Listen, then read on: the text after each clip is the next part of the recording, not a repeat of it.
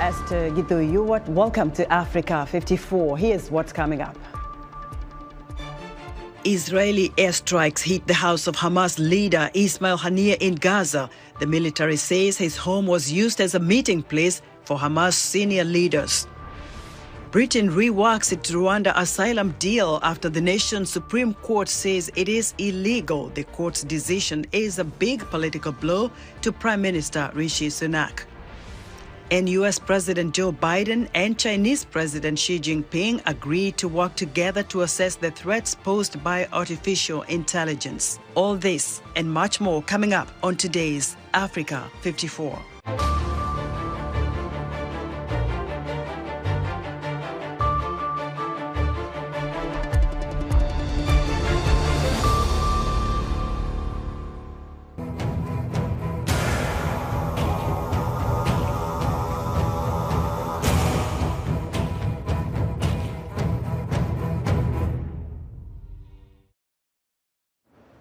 The World Health Organization says only 25% of Gaza's hospitals are still functioning due to damage sustained because they have run out of fuel. It now appears that Israeli military has their sights set on southern Gaza after Palestinians there say they received notices to evacuate their homes on Thursday. Israeli forces searched a North Gaza hospital where they claimed Hamas militants operate, a claim that Hamas and hospital staff deny. Saudi Arabia is condemning the Israeli raid on Shifa Hospital, which has become a symbol of the widespread suffering of Palestinian civilians. And as the fighting continues, warplanes Thursday struck the house of Hamas leader Ismail Haniyeh in Gaza, according to the Israeli military. The house was allegedly used as a launching pad for attacks against the Israeli military and civilians, according to the IDF. Other video shows Israeli soldiers firing their weapons and operating in an area described as Gaza. Reuters was not able to independently verify the location or the date the video were taken. Now, families of the nearly 240 hostages Hamas is believed to be holding in Gaza have begun a 5-day march from Tel Aviv to Jerusalem. They say they want the government to do more to win the freedom of their loved ones. Linda Gradstein reports from Jerusalem. It has been weeks of agony for the families of the hostages, weeks with no news about whether their loved ones are alive. Now they are marching to Jerusalem. Yuval Aran survived the massacre at Kibbutz Be'eri, but 7 members of his family, including 3 children, were taken hostage by Hamas. I always worry. I'm always in pain, and I can't sit at home anymore.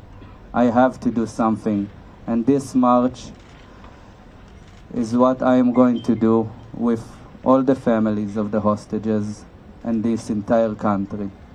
Shaul Levy's granddaughter, Na'ama, was seen being kidnapped in one of the first videos posted by Hamas on social media networks. Levy says he is marching to deliver a message to the government.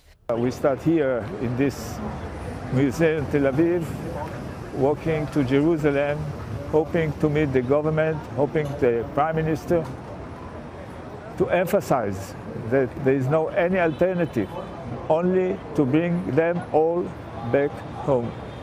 The Hostage and Missing Families Forum advocacy group has demanded urgent attention be paid to the needs of more than 30 children taken hostage without their parents. They believe that one woman may even have given birth in captivity. I am demanding from Benjamin Netanyahu and from all the cabinet to give us answers and deeds. We have no strength anymore. Bring back our children and bring our families home. Israel believes that Hamas and Islamic Jihad are holding hostages in tunnels below buildings in Gaza, including hospitals, accusations Hamas and hospital officials deny. Israel's army spokesman shows a tunnel leading to what he says is a maze of underground rooms below the Rantisi Children's Hospital in northern Gaza. You're now entering into the room where we suspect the hostages were being held. I want you to look at this room. People are putting curtains with nothing above, just wall. No reason to put here a curtain unless you want to film hostages and deliver movies. The U.S.-designated terrorist groups Hamas and Islamic Jihad have posted videos on their social media channels of hostages making statements which Israeli analysts believe are coerced. A new video post shows a Hamas spokesman saying that the group is willing to release up to 70 hostages, apparently women, children, and the elderly, in exchange for a 5-day ceasefire and the release of women and minors serving time in Israeli jails.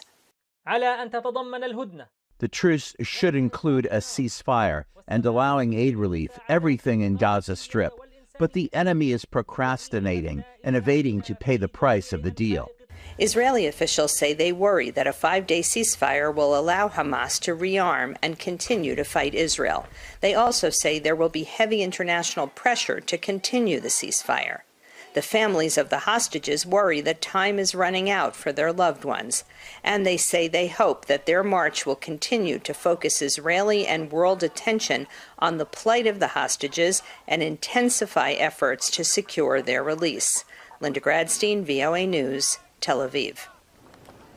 Now, for more on the Israeli-Hamas war, let's go live to Jerusalem, where VOA correspondent Jan Bochert is standing by. Jan, what more can you tell us about the Israeli attack on the house of Hamas leader Ismail Haniyeh? Good evening, Esther.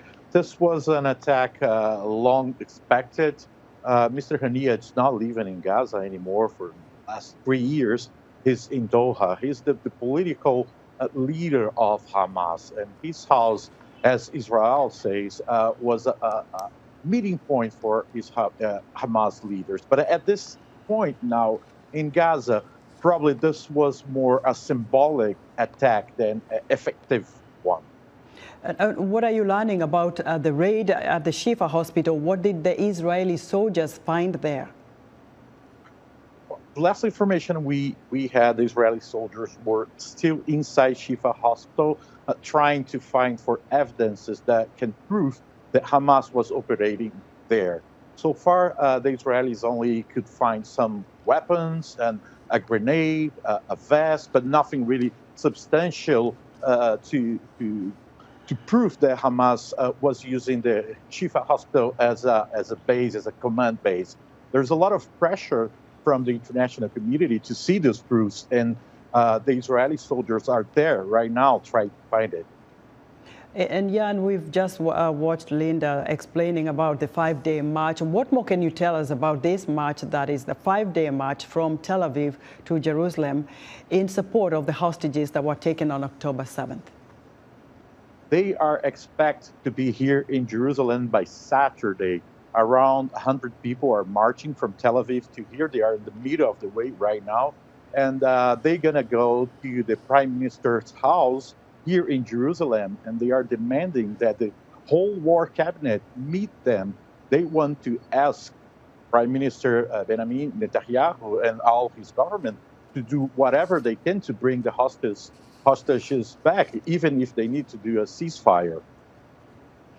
Yeah, you know, the big question is, where exactly are they? How does Israel know whether they are still alive, where they are being hidden, what's happening to them? Are those questions being asked by those out there asking, bring back our family members? Exactly, and there's no answers so far about those questions.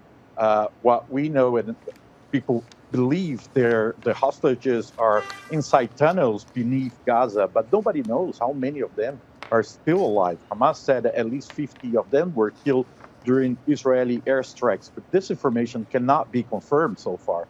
So there's a lot of questions and very little answers about what's going on with the hostages now. Jan, thank you very much for your reporting.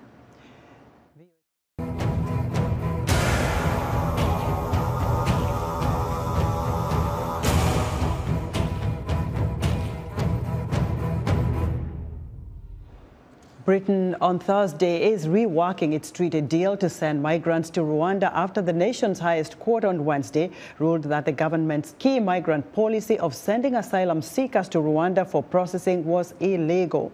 The new treaty would then take at least 3 weeks to be approved by British lawmakers. Henry Ridgewell has more from London. Britain struck a $150 million deal with Rwanda in April last year to send asylum seekers arriving in small boats across the English Channel to Rwanda for processing. The first flight was just minutes away from takeoff in June 2022, when it was blocked by an injunction from the European Court of Human Rights. The case eventually reached Britain's Supreme Court, which ruled Wednesday that the scheme was illegal. There are substantial grounds for believing that asylum seekers sent to Rwanda would be at real risk of refoulement. Refoulement, where those seeking asylum are sent back to their countries of origin, is illegal under the European Convention on Human Rights and other international treaties to which Britain is a signatory.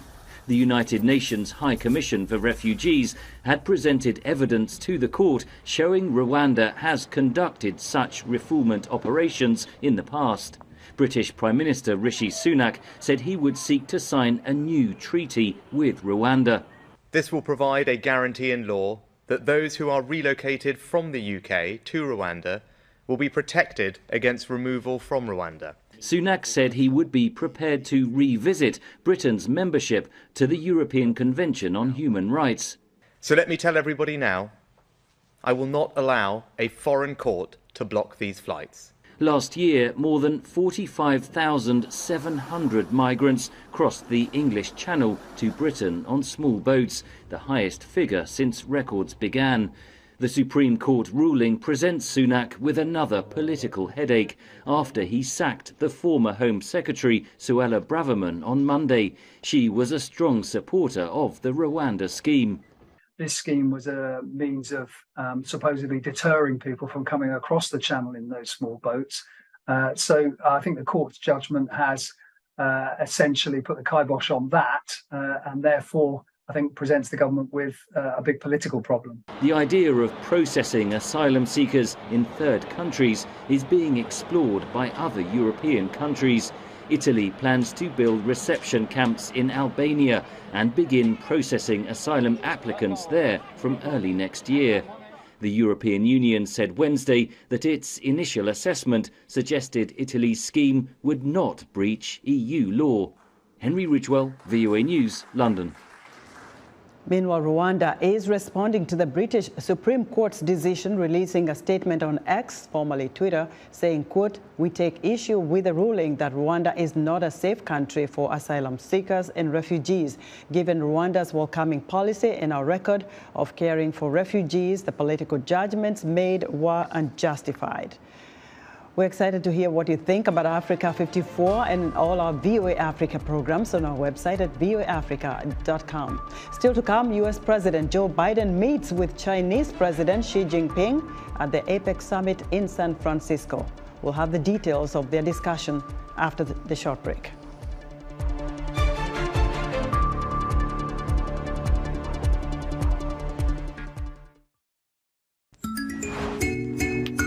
Journalists are often frustrated as they report on current events but have no capacity to influence change.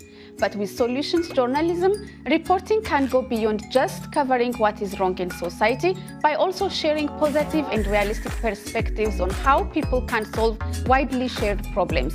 On this week's episode of Our Voices, we will discuss what solution journalism is. We will also hear from experts on ways to use solution journalism as a way forward for Africa. Join the conversation each week right here on Our Voices.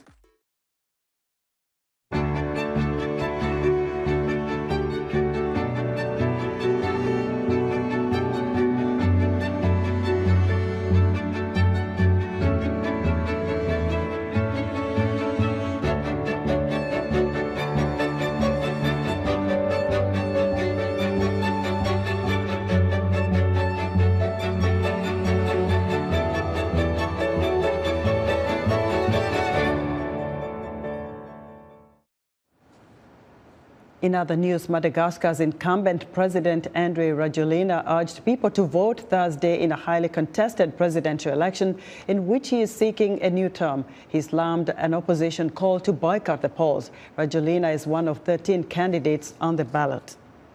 Vote counting is ongoing in Liberia following a presidential runoff election between incumbent president and football legend George Weah and ex-vice president Joseph Boakai. The election was peaceful on Thursday as more than 2.4 million voters cast their ballots. And South African President Cyril Ramaphosa says his country has filed a referral to the International Criminal Court for an investigation into alleged war crimes committed by Israel in Gaza. Lawmakers were expected to debate a motion on Thursday calling for the closure of the Israeli embassy in South Africa and severing all diplomatic ties with the country until it agrees to a ceasefire. U.S. President Joe Biden met with Chinese President Xi Jinping at the APEC summit in San Francisco Wednesday, and the two agreed to reestablish military communications, work together to assess the threats posed by artificial intelligence, and take meaningful steps to combat the scourge of fentanyl. VOA's Anita Powell reports from Woodside, California. A historic meeting of East and West after 12 months of intense drama and diplomacy between Beijing and Washington. The White House chose this venue outside of San Francisco for this symbolic visit, covering a range of key issues, including Taiwan, the self-governing island that China claims, the resumption of military communications, touchy trade agreements, the origination of fentanyl ingredients in China, and human rights issues. Biden said he was candid on those tough issues. Leaders meeting this week. Look, She said the two nations are inextricably linked. For two large countries like China and the United States, turning their back on each other is not an option. It is unrealistic for one side to remodel the other, and conflict and confrontation has unbearable consequences for both sides. So did the presidents of the world's two most powerful nations manage to paper over the cracks in their relationship? Biden spoke to the press afterward. Xi, as is his habit, did not. I welcome the positive steps we've taken today, and it's important for the world to see that we're implementing the approach in the best traditions of American diplomacy. We're talking to our competitors, and the key, and just talking, just being blunt with one another, so there's no misunderstanding, as a key element to maintaining global stability and delivering for the American people. But in response to a shouted question, he reiterated a stance that is likely to upset Beijing, that he believes Xi is a dictator. Well, look, he is. I mean, he's a dictator in the United States. Many watching this meeting said they weren't expecting major results, but are glad the two are talking. This engagement, for example, between President Biden and Xi Jinping, to me, it is critical because it should give a clear message that we are here to be able to work together and trust each other to resolve serious problems, climate issues in Ukraine or Gaza. There are too many contentious issues in the world, and you must try and engage. Analysts say the success of the Summit of Asia-Pacific Economies, happening simultaneously in San Francisco, depends on the world's two largest economies getting along. Well, I think it's an important meeting between President Biden and President Xi, with the primary goal of stabilizing the relationship heading into 2024. I think both for bilateral purposes, but also very importantly for the broader APEC region. The countries there, the economies there want the U.S. and China to have some kind of modus vivendi, some kind of stable relationship, particularly in anticipation of Taiwan's election in January, the U.S. election in November. Biden said he and Xi will continue to communicate and cooperate. The world, he said, expects it. Anita Powell, VOA News, Woodside, California. The largest black tech conference in the United States, or Afrotech, was held recently in Austin, Texas. The annual event brought together diverse innovators, entrepreneurs, and tech professionals to network, learn, and celebrate the achievements of the black community in technology. VOA's Sims Lumami attended the conference and has this report narrated by Michelle Joseph. The Afrotech conference was held inside this busy Austin Convention Center, where tech companies sought talent and top executives discussed topics like machine learning. The conference featured various stages with different themes, which included workshops and panels covering topics such as emerging technology and design, among others. Entrepreneur Jeff Nelson is the co-founder of Blavity, a real-time software platform, the company that also started the Afrotech initiative. He says the venue isn't just about showcasing technical skills, but allows creative work. I am an engineer. My background is in software engineering, but I have such a creative mind, right? The way I actually think about the world, even coding and engineering, is creatively, right? It isn't just about, well, this is how you write this line of code. I mean, to me, my code is art. The conference featured an expo floor where attendees could meet and interact with representatives from leading tech companies and institutions. Teresita Richard, Chief People and Culture Officer at Patagonia, an outdoor apparel company based in Ventura, California, was one of the attendees. When I'm hiring or developing a talent, the very first thing I look for is curiosity. Are you curious? Do you value questions over answers? Because when you follow the question, it will take you to new and different unexplored places. I'd say the second thing that I look for, are you creative in your solutioning or in your problem solving? Because we're going after, big challenges and complex challenges. And so your ability to be creative, to not be bound by convention and how you solve a problem will take you far. And I'll say the last thing that I look for is more of this tenacity. Are you driven to be able to deliver the goal or the outcome on the other side? Laurie Hall, the co-founder and head of Creative at Poppin Creative Agency, a marketing company, says the tech industry has created more space for women-led multicultural companies like theirs.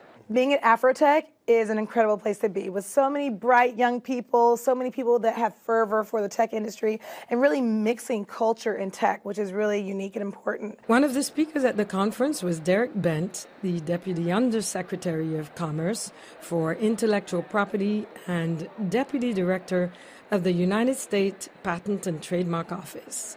Bent shared insights on how government policies, such as intellectual property and tech, and the use of artificial intelligence, or AI, might impact the industry. The White House has issued a very comprehensive plan on intellectual property. It is a plan that has industry support, as a number of companies have taken on voluntary standards. And the goal is a balance of enhancing the new technology, but by the same token mitigating the risks and making sure that it's safe for the marketplace. Attendees say that Afrotech 2023 was a celebration of the Black community in tech and serves to connect and recognize their achievement, as well as inspire the next generation of Black tech leaders and changemakers.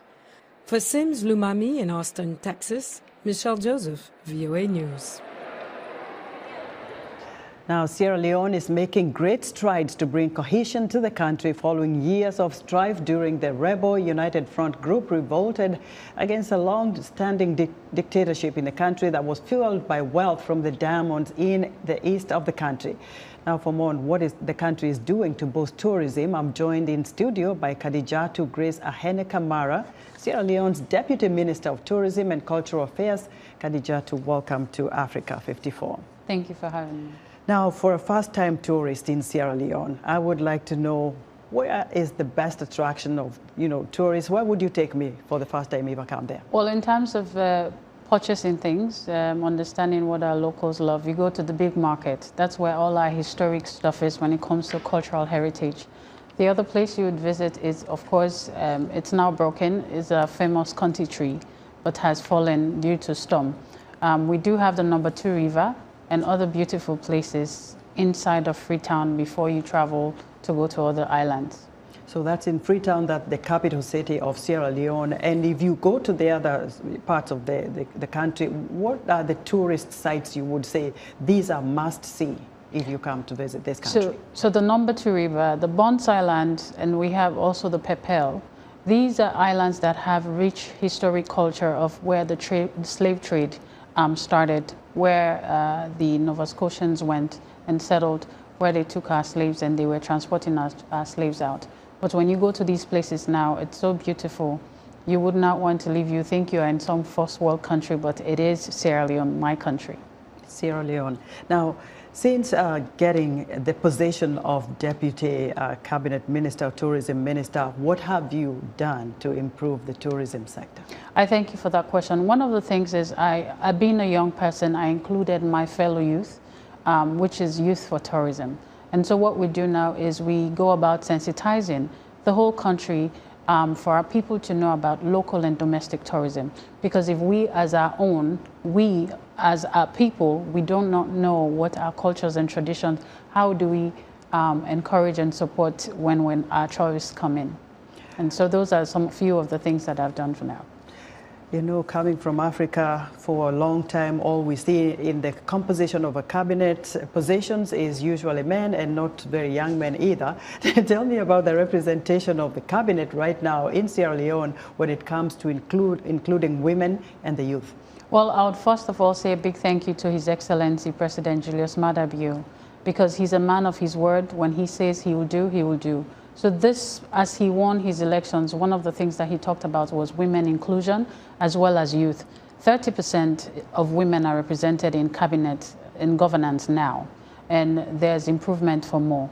President Bio believes that the women of Sierra Leone can actually not only move mountains, but can change the trajectory of what people have been thinking of an African woman just being behind the corner or in a kitchen, as well as young people.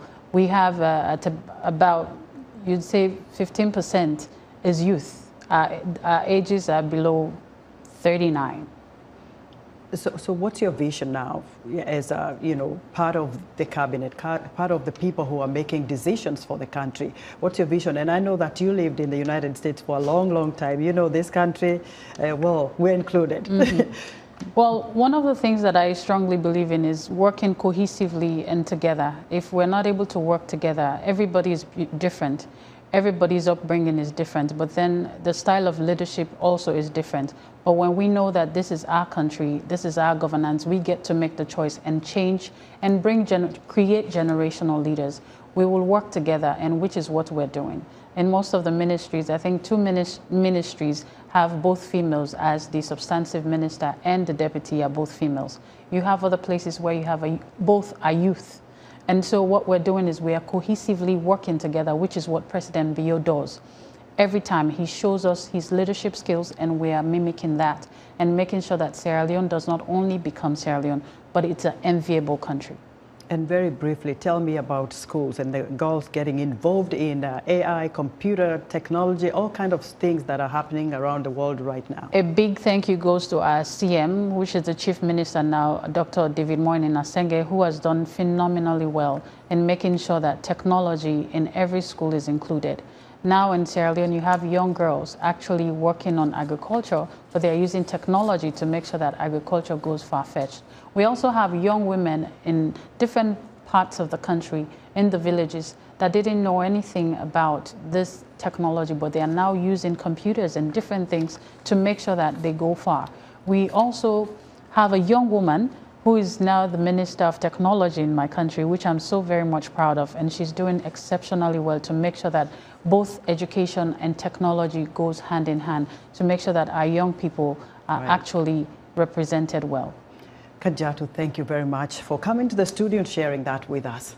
Thank you. Kajatu Grace Ahene Kamara is Sierra Leone's Deputy Minister of Tourism and Cultural Affairs, and that's our show for today. Join us again tomorrow right here on Afrotech.